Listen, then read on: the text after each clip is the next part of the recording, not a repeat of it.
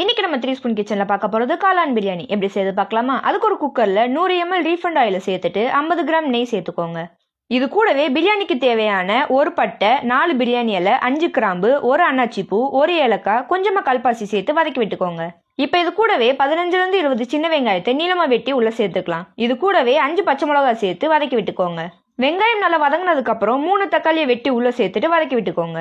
தக்காளி நல்லா வதங்கி வந்ததுக்கு அப்புறம் கொத்தமல்லி இலையும் புதினாவும் சேர்க்க போறோம். அதுக்கு 2 கை கொத்தமல்லி இலையும் 2 கை புதினா இலையும் சேர்த்துட்டு வதக்கி விட்டுக்கோங்க.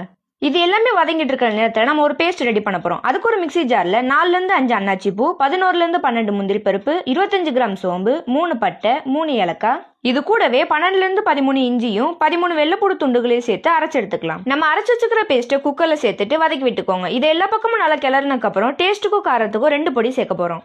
அது என்ன பொடி அப்படின்னா 3 டீஸ்பூன் மல்லிப்பொடி டேஸ்ட்டுக்கும் 1 டீஸ்பூன் மிளகாய் பொடி காரத்துக்கும் சேர்த்துட்டு வதக்கி விட்டுக்கோங்க. மசாலாக்கள் எல்லாத்தையும் நல்லா கலந்து விட்டதுக்கு அப்புறம் காளான உள்ள சேர்த்துக்கலாம். இன்னைக்கு நாங்க 2 டப்பா காளான நல்லா கிளீன் பண்ணி உள்ள சேர்த்துருக்கிறோம். காளான உள்ள சேர்த்ததுக்கு அப்புறம் மீடியம் ஃப்ளேம்ல வச்சு கிளறி விட்டுக்கோங்க. காளான மீடியம் ஃப்ளேம்ல வச்சு வதக்கி விட்டுட்டு இந்த மாதிரி ஸ்டேஜ் வந்ததுக்கு அப்புறம் கொஞ்சமா தயிர் சேர்த்துட்டு இது கூடவே தேவையான உப்பு சேர்த்துட்டு நம்ம இப்ப தண்ணி சேர்க்க போறோம். இன்னைக்கு நாங்க 4 உலக்கு அரிசிக்கு 8 உலக்கு தண்ணி சேர்த்துருக்கிறோம். தண்ணி சேர்த்ததுக்கு அப்புறம் ஒரு தடவை எல்லாத்தையும் நல்லா கிளறி விட்டுக்கோங்க. தண்ணி கொதி வந்ததுக்கு அப்புறம் தான் நம்ம அரிசி சேர்க்க போறோம். இன்னைக்கு நாங்க காளான் பிரியாணி செய்யறதுக்கு சீரக சம்பா அரிசி தாங்க சேர்த்துருக்கிறோம். அதாவது 4 உலக்கு சீரக சம்பா அரிசியை உள்ள சேர்த்துட்டு கலந்து விட்டுக்கலாம். இது கூடவே அரை எலுமிச்சப்பழ சாறை உள்ள சேர்த்துட்டு கலந்து விட்டுக்கோங்க.